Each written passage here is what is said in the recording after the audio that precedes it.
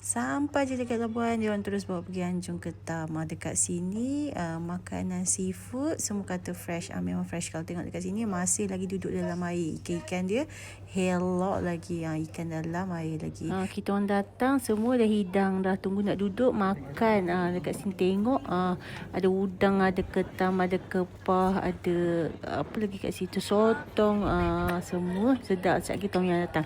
Kenapa I pakai macam ni masa makan? Angin tiba-tiba kuat. Tengok member I pun sama. Angin yang kuat ni I punya tom yum pun boleh lepas tu hujan datang, huru-hara jadinya. Makan macam dalam pesta songkran. Belum serve makanan kan? Habis semua ke lantai. Hujan je. Alah. Dah habis makan, kita orang terus pergi check in untuk rehat-rehat esok punya aktiviti. Nanti ada cerita lain. Kat sini I nak buat tour sikit bilik yang I dapat dekat sini macam mana. Content creator ni. Tengok ni.